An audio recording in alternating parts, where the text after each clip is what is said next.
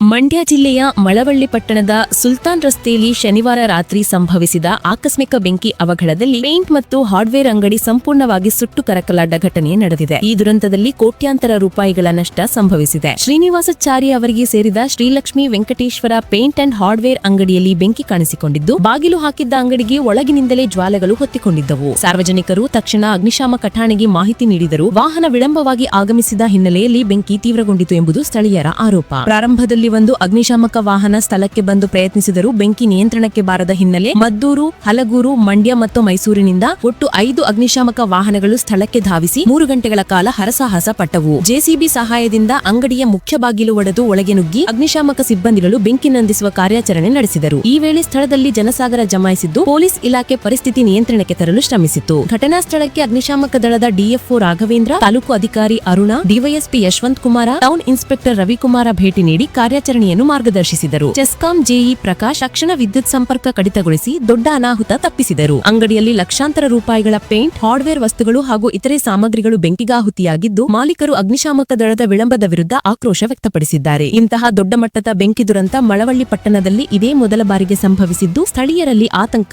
ಉಂಟು ಮಾಡಿದೆ. Bureau report, Badami TV, Mandya. ಒಂದು ಫೈರ್ ಇಂಜಿನ್ ಒಂದು ಅದೇನು ತಗೊಬಂದು ಹಳೆ ಗಾಡಿ ನಿಲ್ಸ್ಬಿಟ್ಟು ಒಬ್ಬ ತಾಲೂಕಲ್ಲಿ ಒಂದು ಗಾಡಿ, ಎಲ್ಲರೂ ಒಂದು ಗಾಡಿ ನೋಡಿದಿರ್ಯಾ? ಒಂದು ಹಳ್ಳಿಯಲ್ಲಿ 3 ಗಾಡಿ ಇದೆ. ಒಂದು ಗಾಡಿ ತಗೊಬಂದು ಬೇಯ್ತದಲ್ಲ ಅಕ್ಕಪಕ್ಕ ಕಮರ್ಷಿಯಲ್ ಫ್ಯಾಮಿಲಿ ಅವರು ಹೆಚ್ಚು ಕಡಿಮೆ ಯಾರು ಅನ್ನೋತಾ ಯಾರು ಕೊಡ್ತಾರೆ? ಒಬ್ರು ಎಮ್ಮೆ ಆಯ್ತು, ಎಮ್ಮೆ ಇಷ್ಟೆಲ್ಲ ಒಂದು ಫೋನ್ ಹೋಗ್ತಾನೆ ಇರ್ತದ? ಯಾರೇ ಆಗಿರಲಿ, ರಾಜಕೀಯ ಬೇಡ ನಮ್ಗೆ, ಒಬ್ಬ ಕ್ಷೇತ್ರ ಎಮ್ ಎಲ್ ಆಗಲಿ ಯಾರೇ ಆಗಲಿ, ಒಂದು ಚೂರು ಒಂದು ಗಾಡಿ ತಗೊಂಡು ಹಿಂಗೆ ಮಾಡಿ ಹಿಂಗೆ ಬೆಂಕಿ ನೋಡಿ, ಅಲ್ಲಿ ಬೆಂಕಿ ಬೇಯ್ತದಲ್ಲ, ಹಟ್ಕೊಂಡು ಒಳಗಡೆ ಪೈಂಟ್ ಎಲ್ಲ ಬ್ಲಾಸ್ಟ್ ಆಯ್ತದ. ಏನು ಮಾಡ್ತೀರಿ? ಅಕ್ಕಪಕ್ಕ ಒಂದು ಜನ ಹತ್ರ ಯಾರು ಬರ್ತಾರ? ಇಲ್ಲಿ ಒಂದು ಗಾಡಿ ಬಂದವ್ರು ಓವರ್ ಆಯ್ತಲ್ಲ, ಬೆಂಕಿ ಹತ್ಕೊಂಡು ಒಂದು ಗಾಡಿ ನೋಡಿ ಖಾಲಿ ಹಿಡೀರಿ ಸರ್, ಅಲ್ಲಿಡಿರಿ. ಯಾವ ಸರ್ಕಾರ ಯಾರು ಕೇಳ್ತಾರ?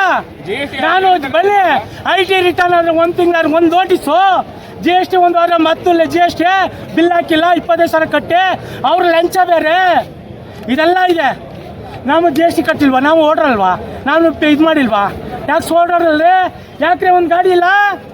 ಪ್ರತಿ ಒಂದು ಕೂಡ ನಮ್ಮ ಕುಮಾರಸ್ವಾಮಿ ಇದ್ದಿದ್ದ ಇವತ್ತು 1 ಅವರ್ ಆಗಿದೆ. ಕ್ಷೇತ್ರದಲ್ಲೂ ಕೂಡ 4-5ರಿಂದ ಆಂಬುಲೆನ್ಸ್ ಇರಬೇಕು. ಇದು ಬೆಂಕಿ ಆದ್ಮೇಲೆ ಅಲ್ಲಿ ವರ್ಕರ್ಸ್ ಇರ್ತಾರೋ ಏನಿರ್ತಾರೋ, ಇಲ್ಲ ಫ್ಯಾಮಿಲಿಗಳು ಮನೆಗಳು ಅಕ್ಕಪಕ್ಕ ಬಿಲ್ಡಿಂಗ್ ಇರ್ತಾವೋ ಅವ್ರಿಗೆ ಅನಾಹುತ ಆದ್ರೆ, ಇದು ಬಿಲ್ಡಿಂಗ್ ಹೋದ್ರೆ ಒಂದು, ಅಲ್ಲಿ ಮನುಷ್ಯರು ಇದ್ದಿದ್ರೆ ಯಾರಾಗ್ತಾರೆ? ಇದಕ್ಕೆ ನಟ್ಟ ಯಾರು ಕಟ್ಕೊಡ್ತಾರೆ? ಸರ್ಕಾರ ಕೊಟ್ಕೊಡ್ತಾರ? ಇಲ್ಲ ಆಂಬುಲೆನ್ಸ್ ಏನಾರು ಬಂದು ಪ್ರತಿನಿಧಿಯಿಂದ ಇಲ್ಲ ವೈರಸ್ ಒಂದೇ ಇರೋದು. ಮಳವಳ್ಳಿ ಕ್ಷೇತ್ರದಲ್ಲಿ ಮಳವಳ್ಳಿ ತಾಲೂಕಿನ ಒಳಗಡೆ, ಅದು ಮಳವಳ್ಳಿ ತಾಲೂಕು ಟೌನ್ ಒಳಗಡೆ ಒಂದೇ ಇರೋದು. ಶಾಸಕರು ಏನ್ ಮಾಡ್ತಾ ಇದಾರೆ? ಶಾಸಕರು ಇದ್ರ ಬಗ್ಗೆ ತುಂಬಾ ಖಂಡಿತವಾಗಿ ಕ್ರಮ ತಗೋಬೇಕು. ಇಲ್ಲ ಶಾಸಕರು ಇದಕ್ಕೆ ವಿಫಲ ಆಗಿದ್ದಾರೆ, ಇದ್ರ ಬಗ್ಗೆ ಅವರು ಶಾಸಕರು ಇದಕ್ಕೆ ಉತ್ತರ ಕೊಡಬೇಕು. ನಾಳೆ ಬಂದು ಇವರು ಉತ್ತರ ಕೊಟ್ಟು ಅವ್ರಿಗೆ ಪರಿಹಾರ ಕೊಡಬೇಕು ಅಂಗಡಿಯವ್ರಿಗೆ ಅಂತ ನಾನು ಈ ಮುಖಾಂತರ ಹೇಳ್ತೀನಿ ಅಣ್ಣ.